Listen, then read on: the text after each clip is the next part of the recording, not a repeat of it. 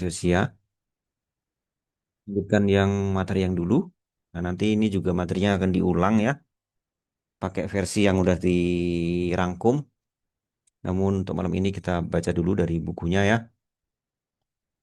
Jadi wawancara itu sangat detail, sangat rinci ya. Semakin banyak kita memahami rincian-rincian, tanda-tanda atau simptom-simptom yang yang kemungkinan diderita oleh pasien, maka diagnosis kita akan semakin akurat.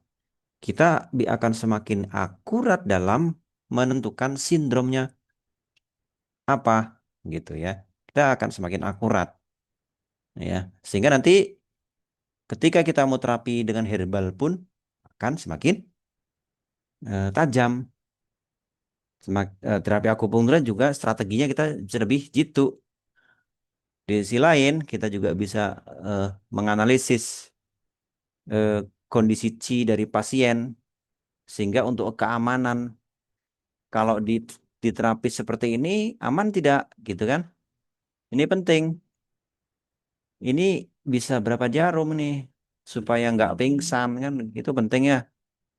Sangat penting nih kita mengestimasi keadaan dari pasien ini supaya ya jangan sampai terjadi sesuatu.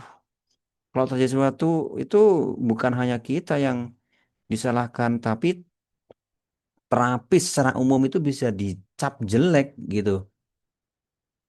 Bahaya kan? Jadi dipertaruhkan profesi kita di situ. Nah, bagaimana jika ada nyeri di chest and abdomen? Nyeri di dada dan perut. Ya, nyeri di dada dan perut. Nah, jika pasien mengatakan saya ada nyeri di area dada. Nah, kita perlu merinci seperti apa karakteristik dari nyeri itu. Ya, apakah nyerinya itu stabbing chest pain? Apakah nyerinya itu menusuk? Sifatnya menusuk, ya, terutama itu di dada area kiri ya. Ini menunjukkan stasis of blood in the heart, darah mandek di area jantung, di area jantung. Apakah di jantung itu sendiri atau di area di sekitar jantung, di jaringan di sekelilingnya yang melindungi jantung. Ya, darah stasis ini di mana-mana sifatnya menusuk nyerinya. Mau di perut kalau ada darahnya, kalau ada nyeri yang sifatnya menusuk ini darah stasis. Mau di tangan, mau di kaki, di kepala, jika nyerinya itu menusuk, nah ini salah satu kemungkinannya adalah darah stasis, walaupun ada kemungkinan lain ya kalau di kepala ya. Ya, gitu. Oke, karakteristik dari darah stasis ini menusuk. Kemudian, jika nyerinya itu disertai dengan accompanied by cough with profuse yellow sputum, disertai dengan batuk, dengan dahak berwarna kuning yang banyak. Jadi keluar dahak berwarna kuning dan banyak. Nah nih, dahak berwarna kuning. Berarti apa ini? Warna kuning menunjukkan apa, teman-teman? Teman warna kuning menunjukkan apa? Kalau Panas. panas ya, menunjukkan panas ya. Adapun dahak ini menunjukkan ada apa? Ya ada dahak. Ya. Ada dahak atau lembab.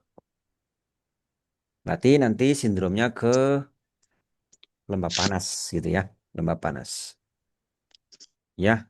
Ini menunjukkan jika ada keluar dahak yang banyak berwarna kuning, maka panas paru-paru. Jadi nanti sindromnya ke arah panas paru-paru.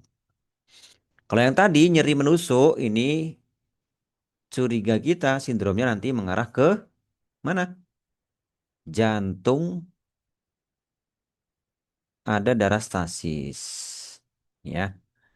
Kemudian jika nyerinya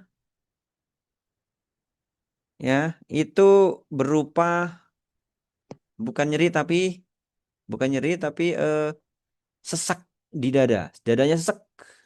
Nah, dada jika sesak ini ada dua kemungkinan di sini disebutkan oleh manusia. Kemungkinannya adalah dahak di paru-paru. Dahak di paru-paru menghambat napas, jadinya sesak. Atau terjadi karena stagnasi qi yang parah. Ya, contohnya misalnya ya, orang yang menahan emosi, menahan kejengkelan yang sangat, itu bisa tiba-tiba sesak napas. Kenapa? Karena stagnasi qi. Qi-nya mandek. Ya, jadi sesak napas. Kemudian bisa juga orang yang habis, orang yang punya kecenderungan banyak dahak, numpuk dahak di perut atau di tubuhnya, ya, konstitusi tubuhnya itu lembab, ya. Makan es, makan es, minum es atau minum yang dingin, gitu ya. Padahal kondisi lagi capek. Nah, itu bisa juga tiba-tiba sesak napas. Kenapa? Karena numpuk dahak di paru-paru. Dari mana sebenarnya? Dari perut, ya, dari limpa lambung. Akibat tadi minum es, ya kan? Kondisi Ci lagi drop, lagi capek, minum es.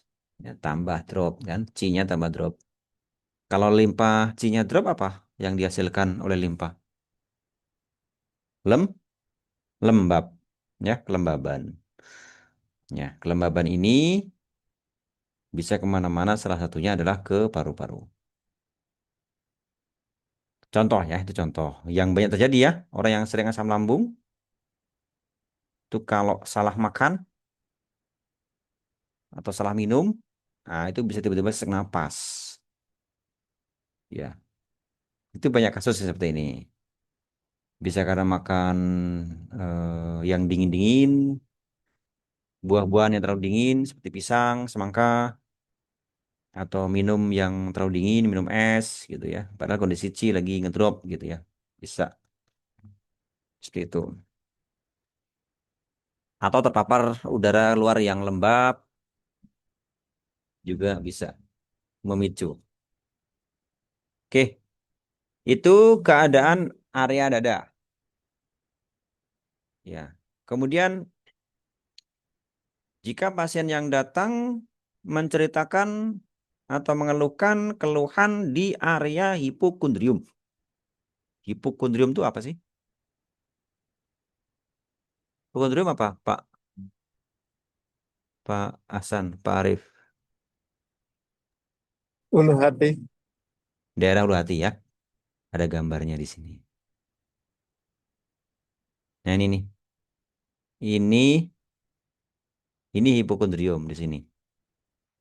Dekat ulu hati ini epigastrium. Ini samping ulu hati hipokondrium ya. Kalau area ulu hati ini epigastrium. Kemudian daerah bawahnya dekat selangkangan ini eh, lateral lower abdomen, maksudnya perut bawah bagian lateral, di bawah pusar, di atas kemaluan ini hipogastrium. Ya. Nah, ini istilah-istilah yang perlu kita ketahui ya. Oke, hipokondrium berarti di sebelah kanan kiri dari ulu hati. Di situ ada meridian liver mengalir. A feeling of distension of the hypochondrium, rasa penuh atau tertekan, rasa penuh atau tertekan di area hipokondrium, ya, rasa tertekan di situ. Ini menunjukkan stagnation of liver Qi, stagnasi Qi liver. Ya, kebetulan di situ juga mengalir meridian liver. Cocok ya, cocok. Ya.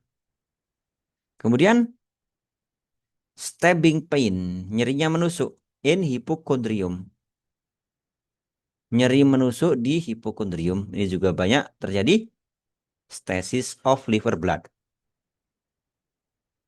Ada darah stasis liver. Nah, biasanya ini nggak sekonyong-konyong terjadi ya. Orang akan mengalami nyeri yang menusuk di area hipokondrium. Ini setelah lama mengalami yang pertama ini, yaitu perasaan tertekan di area hipokondrium. Awalnya begitu, keluhan ini nggak diatasi, lama-lama meningkat level nyerinya menjadi nyeri yang menusuk. Awalnya hanya stagnasi Ci liver, awalnya. Ci, jadi yang mandek itu berupa Ci. Tapi jika tidak diatasi, maka lama-lama bisa menimbulkan gumpalan berupa darah stasis di situ. Jadi kita paham ya, jika dari area nyerinya aja kita sudah paham nih sekarang. Ya, kalau tadi di area dada nyeri sebelah kiri dan menusuk, ya kita sudah mulai paham ini. Berarti problemnya ada di jantung. Kemudian jika eh, nyeri disertai dengan dahak kuning, ini ada panas di paru-paru, sesak napas, maka kemungkinannya ada stagnasi Qi yang cukup parah atau dahak di area dada. Ya. Nyeri di hipokondrium, ya, nyeri di hipokondrium. Ini terjadi karena problem di liver.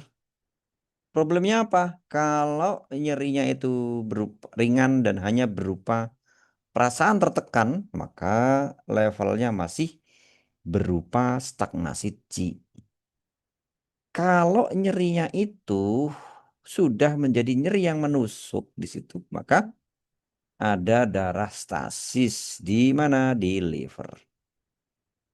Dipahami ya? Ada pertanyaan sampai sini? Oke, itu di hipokondrium. Kemudian kita lanjutkan. Sekarang jika pasien mengeluhkan perasaan yang nggak nyaman di epigastrium. Di mana epigastrium? Lokasinya di mana? Tadi di gambar tadi? Berarti Di ulu hati ya. Di ulu hati. Nah, bagaimana keadaannya? Dull epigastric pain. Alleviated by eating. Nyerinya tumpul. Nyerinya tumpul. Nah, tumpul ini ciri khas nih. Ciri khas dari kondisi apa, Bu Nurlia, Bu Ana? Efisiensi. Defisiensi, betul. Kondisi tumpul, nyeri yang tumpul, ciri khas dari kondisi defisiensi. Nah, karena defisien, maka obatnya apa kalau orang itu defisien? Kalau kekurangan, obatnya apa? Ditam, Tonik. ditambah, ya kan? Orang nggak punya duit, maka solusinya dikasih duit, ya kan? Nah ini kondisi defisien, kekurangan C, kekurangan darah. Maka makan, ya kan? Dull epigastric pain alleviated by eating. Nyerinya itu bersifat tumpul dan akan hilang nyerinya ketika makan, sudah makan. Kalau udah makan sembuh. Nah, ini udah dikasih duit, ya nggak punya duit, dikasih duit, sembuh pusingnya misalnya kan. Berarti karena kekurangan duit, gitu kan. Nah, ini nyerinya karena kondisi empty, kekurangan, defisien. Ketika habis makan, sembuh dia.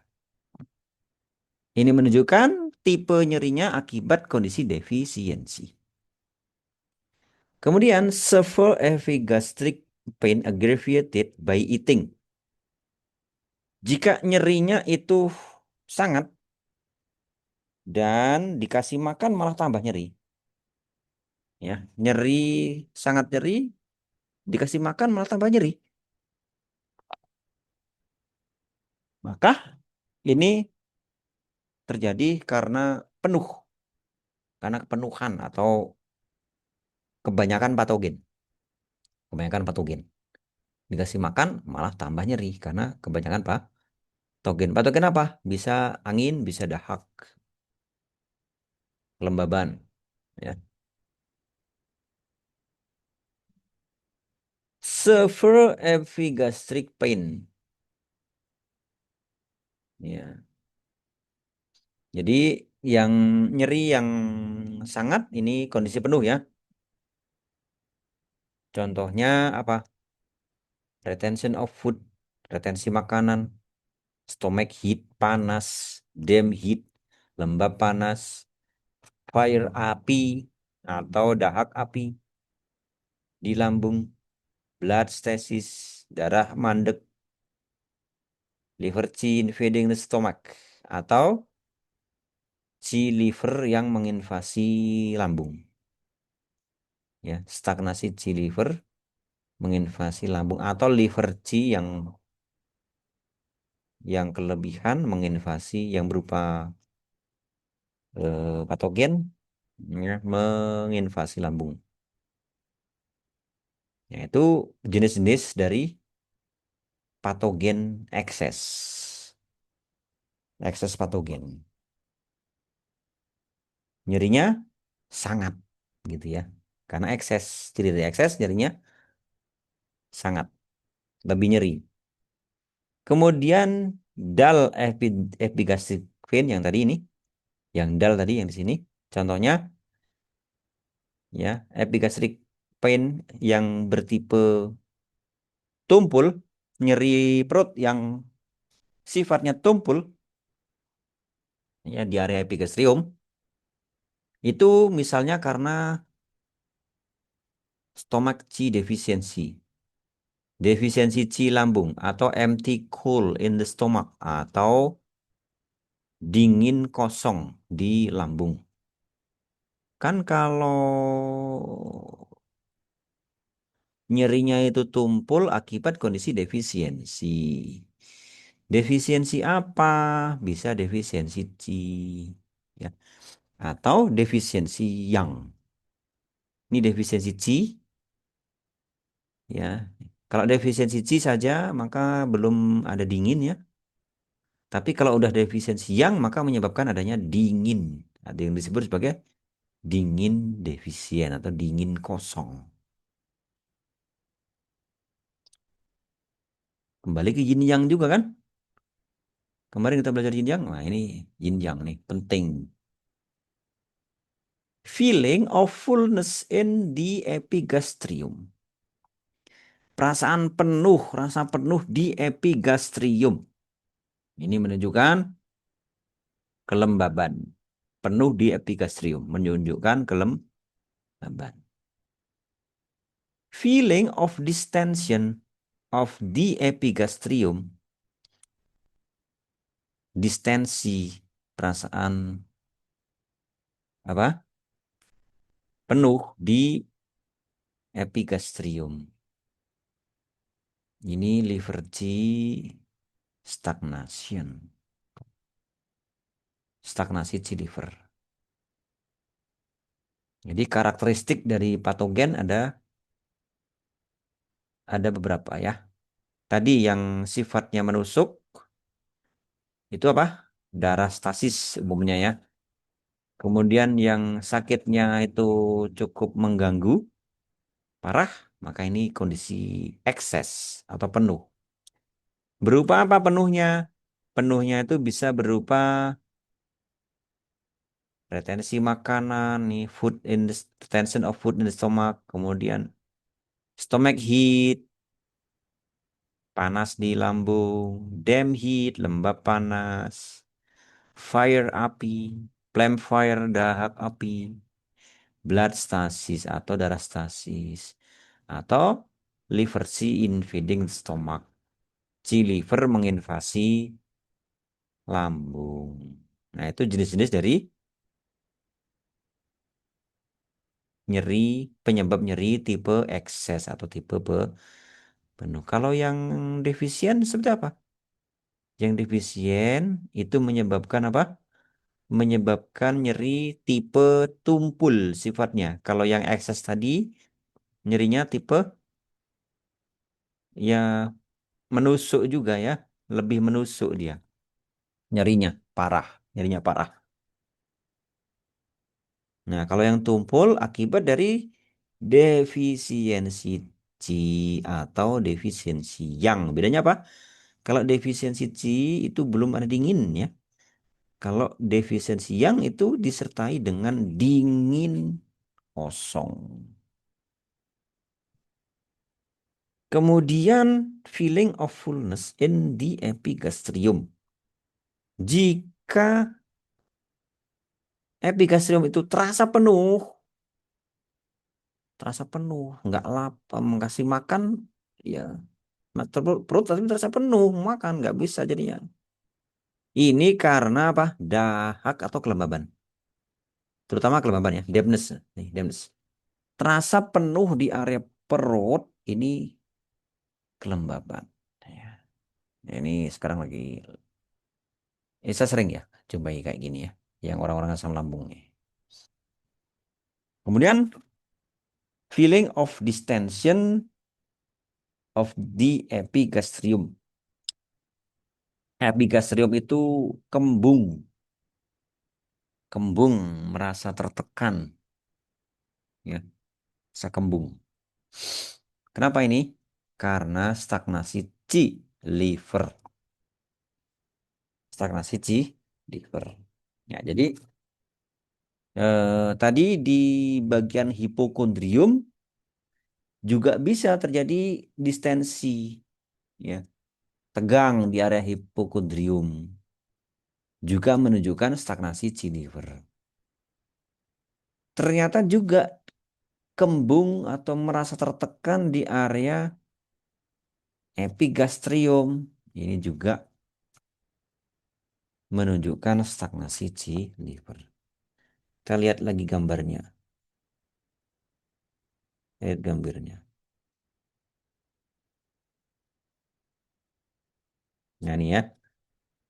Jika tadi nyeri di hipokondrium, ini terasa tertekan, ini terasa tertekan, atau di area epigastrium ini terasa tertekan atau kembung, ya, ini menunjukkan stagnasi C liver. Nih, jadi stagnasi C liver bisa menyebabkan hipokondrium ini distensi, demikian juga epigastrium mengalami distensi.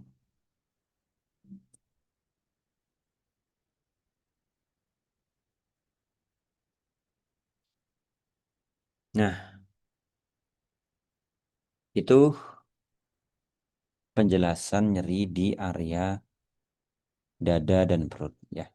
Saya ingin tanya ya sekarang ya. Saya ingin tanya. Pertanyaan, pertanyaan yang mudah aja. Jika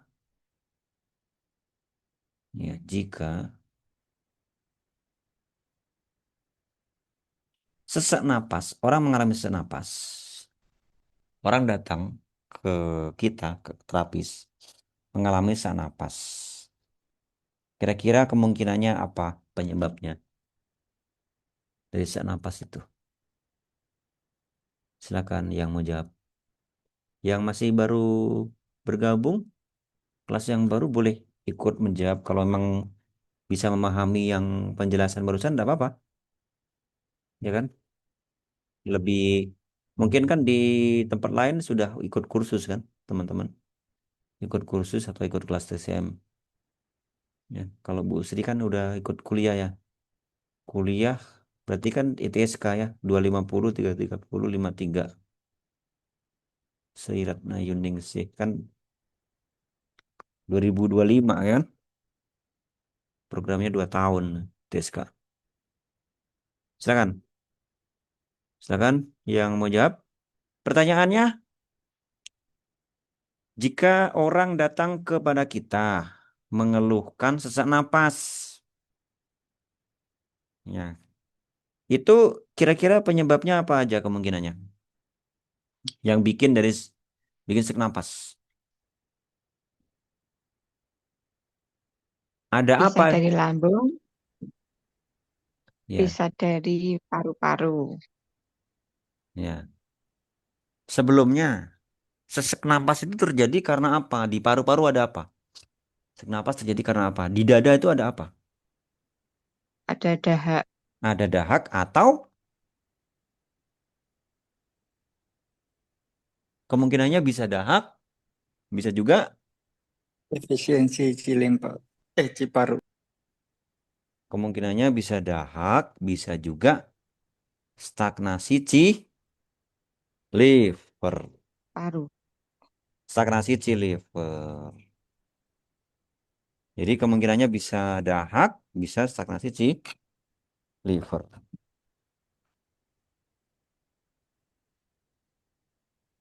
Di mana? Di area dada ya. Area dada, dalam hal ini area paru-paru. Nah, kalau penyebabnya kita tahu dahak dari mana? Dari lidah misalnya. Lidahnya bengkak. Oh, berarti ini dahak nih di paru-paru. Baru dirunut. Nah, dahak sumbernya dari mana? Ya, dari limpa lambung. Pahami ya? Pahami nggak? Nah, nanti ciri-cirinya di kalau keadaan seperti ini dahak, nah, orang yang gampang sesak napas nih, ciri-cirinya ya di lidah, selain bengkak dan bengkak ya, ini area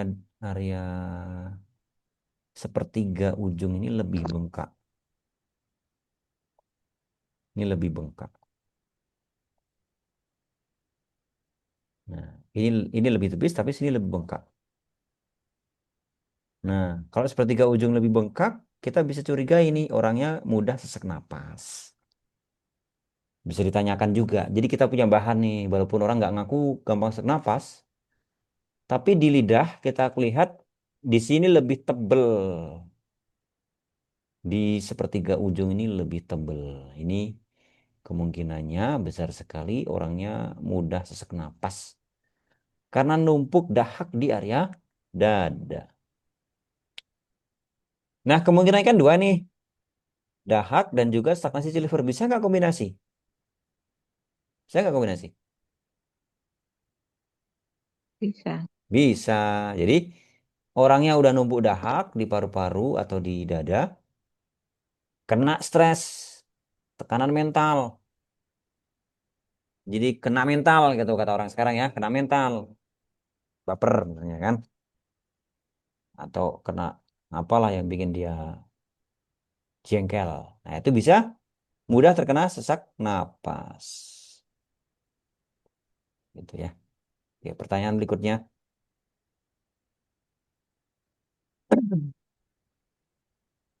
Stagnasi liver itu bisa menyebabkan kondisi seperti apa di area epigastrium maupun hipokondrium.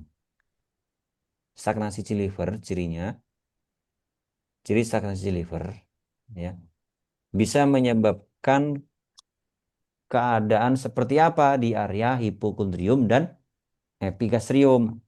Apakah nyeri, yang menusuk ataukah tegang atau distensi di area hipokondrium dan epigastrium. Seperti apa karakteristik gangguan yang dialami pasien jika ada stagnasi G liver? Apakah epigastriumnya itu terasa penuh? Apakah epigastrium atau hipokondrium itu distensi, kembung, ataukah nyeri yang menusuk? Siapa yang mau jawab? Kalau epigastriumnya penuh, Bib. Penuh. Ya, Napasnya tuh kayak nggak lega gitu jadi. ya, epigastrium penuh, ya, penuh atau distensi. Ya, distensi itu kembung ya.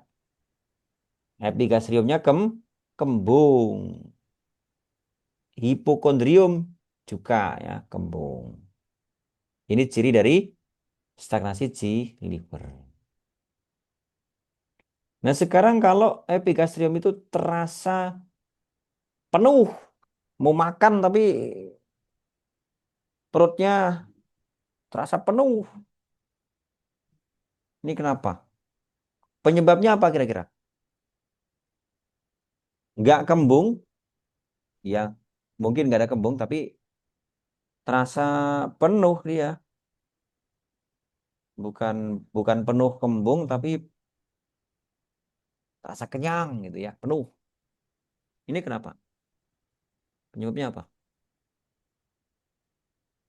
Da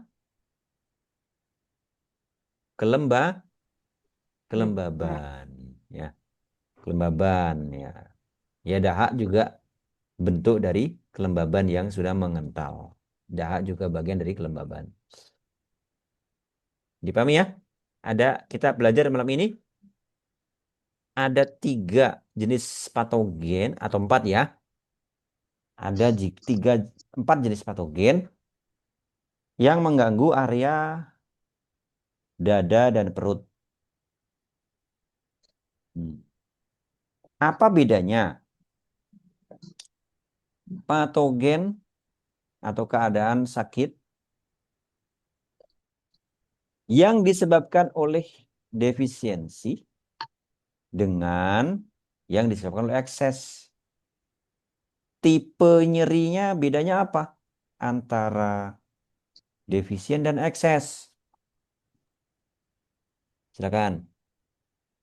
Kalau Kalau ekses menusuk, kalau defisien tumpul, nyeri ya tumpul. betul, kalau defisien tumpul, kalau ekses tuh nyerinya menusuk. Di area epigastrium itu jika nyerinya cukup terasa mengganggu atau agak menusuk, ya, agak menusuk, disebabkan oleh kondisi ekses. Apa saja jenis-jenis ekses yang mungkin mengganggu atau menyebabkan epigastrium itu nyeri, sangat sangat nyeri? Apa saja jenisnya patogen eksesnya ini? Silahkan. Lembab panas, Lembab panas, apalagi dahak dahak api bisa. dak api, terus apalagi ini bisa baca ya. Api ini stomach heat. Terus retention of food, apa? Retensi makanan. Damp heat, lembab panas. Fire, Dalam api. Apalagi? Flame, fire. Flame itu dahak, ya, dahak Stasis api. darah, Apalagi? Blood stasis apa? stasis darah, Stasis darah. Liver Chi, invading the stomach. Si liver menyerang lambung. Oke. Cukup jelas, teman-teman? Di sini kita lihat sedikit mengenai sekarang nyeri di area perut. Nyeri di area perut ya. Lower abdominal pain. Lower abdominal pain can be due to many different causes. Nyeri perut bagian bawah bisa disebabkan oleh berbagai penyebab.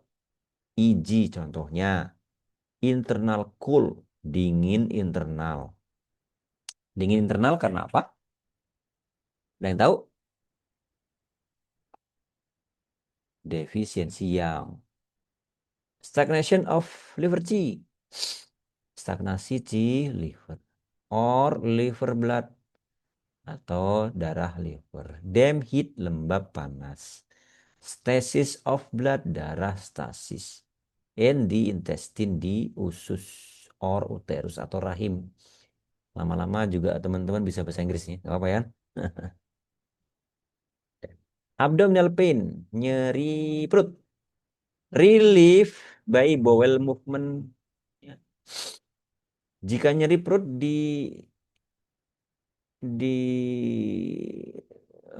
atasi atau membaik setelah BAB, maka itu abdominal pain atau nyeri perutnya tipe ekses. Abdominal pain aggravated by bowel movement. Jika sakit perut malah tambah sakit ketika BAB atau setelah BAB, ini tipe defisien. Ya, kita ulang. Ya, nyeri di area perut. Nyeri perut bagian bawah bisa disebabkan oleh berbagai penyebab. Bisa karena dingin internal, stagnasi Qi liver atau darah, lembab panas, darah stasis. Ya, ini macam-macam ya. Bisa karena stagnasi Qi, dingin, kemudian stagnasi darah atau stasis darah, lembab panas, stasis darah di usus atau rahim. Ya, dahak bisa nggak? Bisa dahak ya. Di sini nggak disebut, tapi di buku lain ada di manusia. Dahak tapi disertai juga dengan darah stasis. Kombinasi ya, jadi gabungan. Abdominal pain, ya, jika nyeri perutnya itu membaik setelah BAB, maka menunjukkan kondisi ekses atau penuh. Jika nyeri perutnya itu makin parah setelah BAB, maka menunjukkan kondisi defisiensi. Pahami ini? Nah, paham nggak? Saya tanya ya sekarang ya. Sekarang saya tanya. Nyeri perut, nyeri perut nih. Jika habis BAB tambah parah, maka menunjukkan apa? Ekses apa defisien? Defisiensi, Kak. Defisien. Nah, bukan hanya BAB ya. Jadi, orang kondisi defisien, jika dikeluarkan materi dari tubuh, maka bisa tambah sakit. Contohnya dibekam. Orang defisien kok dibekam? Bisa nambah sakit gitu loh. Orang sakit kok malah dikasih herbal yang bikin keringat banyak, ya, bikin mengeluarkan keringat, misalnya jahe segar gitu ya, orang defisien. Nah, keringatnya keluar banyak, tambah lemes gitu. Orang defisien terapi sauna, tambah lemes gitu kan. Orang defisien di fasdu bisa pingsan, bisa meninggal ya. Hati-hati makanya. Terapis tuh nggak sembarangan. Urusannya nyawa soalnya ya. Kita harus tahu kondisi pasien itu bisa nggak diterapi. Terutama pasien-pasien yang parah-parah ya. Ya, jangan nekat kita. Jangan ngasal nih. Diagnosanya harus betul. Maka ilmu diagnosa ini perhatikan betul-betul nih ilmu diagnosa ini. Diagnosis nih. Di sini rinci sekali di manusia ini. Di manusia ini rinci sekali. Mungkin nggak diajarkan ini di kuliah sekalipun atau di kursus-kursus. Saya sih nggak mendapati di kuliah maupun di kursus belum mendapati. Kalau di kuliah suruh baca sembuh sendiri ya. Di kursus mungkin ada, cuman kita nggak belum tentu belum terlalu mengartikan mungkin ya. Saya nggak terlalu mungkin dulu belum ngerti ya pas kursus. Ya, di manusia ini alhamdulillah kita menemukan penjelasan yang cukup rinci. Kita lanjut. Hipogastrium. Pertanyaannya, hipogastrium itu area mana sih? Di mana sih hipogastrium itu? Di manakah hipogastrium? Nah, di sini ya, teman-teman. Hipogastrium lokasinya di atas kemaluan atau di bawah pusat. Hipokondrium lokasinya di samping dari ulu hati. Epigastrium di ulu hati. Oke. Satu lagi keadaan nyeri di hipogastrium. Hypogastric pain, nyeri di hipogastrium ini bisa disebabkan oleh damp heat, lembab panas in the bladder, di usus, sorry, di kandung kemih. Lembab panas di kandung kemih or liver fire atau api liver infusing downward to the bladder. Atau api liver yang turun ke bawah ke kandung kemih. Ya, api liver yang turun ke bawah ke kandung kemih. Cinya liver itu kan mengalir ke segala arah ya. Bisa kemana-mana, bisa ke atas. Kalau ke atas ya api, biasanya apa? Sindrom api liver membara gitu ya. Api liver membara ke atas. Nah ini bisa juga api liver turun memanasi kandung kemih. Ya. Jadi nyeri di area hipogastrium. Bisa karena lembab panas di kandung kemih atau api liver menginvasi apa? Kandung kemih. Baik itu mungkin yang bisa kita bahas. Barangkali ada yang ingin didiskusikan atau mau nambahkan, silakan teman-teman. Kalau ada yang mau nambahkan, silakan. Nanya Pak, kalau yang nyeri lateral lower abdomen gimana?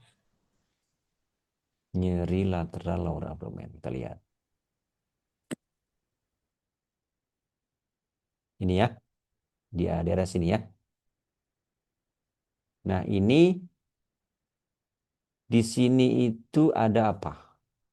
Kalau organ ada apa? Usus. Usus besar, saya. Atau ya kemungkinannya dari usus besar, ya kan? Usus kecil juga bisa. Atau dari meridiannya, meridian apa di sini? Meridian apa kira-kira? Limpa kayaknya. Limpa ada, liver ada, ya kan? Bisa dari meridian limpa, bisa dari meridian liver sini. Gitu. Jadi kemungkinan juga tidak tidak hanya satu kemungkinan, ya. Tidak hanya satu kemungkinan. Tetap kita harus diagnosa ya. Kemungkinannya apa? Kemungkinannya bisa problem di tadi usus besar atau problem akibat dari liver juga karena di situ mengalir meridian liver juga limpa gitu. Cuman di sini nggak dijelaskan ya. Tapi nyeri di sini sering terjadi, terutama bengkak ya, disertai bengkak di sini. Semacam tonjolan gitu ya di sini ya. Ini. Tapi kalau yang pernah kami atasi, saya nggak memandang ini disebabkan apa. Saya cuma lihat lidah. Kalau lidahnya lembab panas, maka dibuang lembab, buang panas. Habis itu di sini saya balance method. Itu teratasi dengan itu di balance method, tapi sebelumnya dibuang eh, diatasi sindromnya yang sederhana aja. Kita mikir sindromnya pakai bakang. Pakai bakang. Bakang itu dikorelasikan dengan lidah dan nadi. Udah cukup ya. Kecuali kita mau pakai herbal, maka kita untuk pemetaan sindromnya ya lebih detail lagi. Pakai sindrom Changfu atau yang lainnya untuk aplikasi herbal ya. Pertanyaannya bagus ya. Terima kasih Pak Arif. Mungkin ada lagi teman-teman?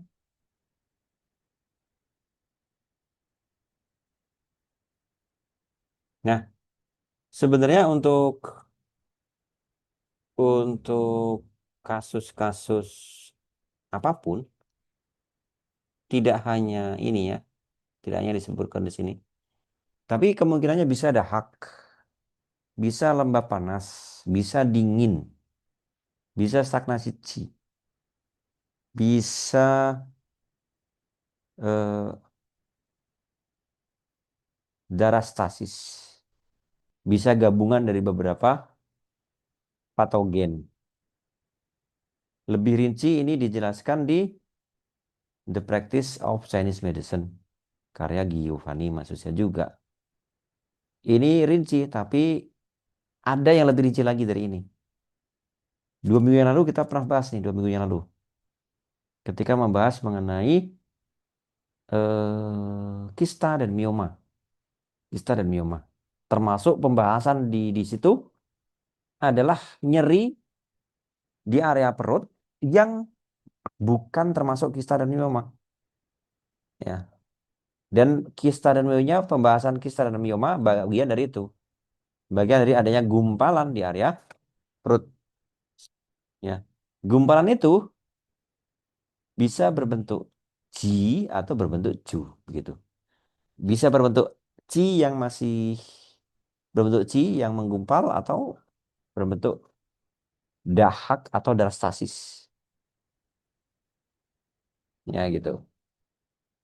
Rekamannya belum saya upload ya. Mungkin nanti saya upload ya.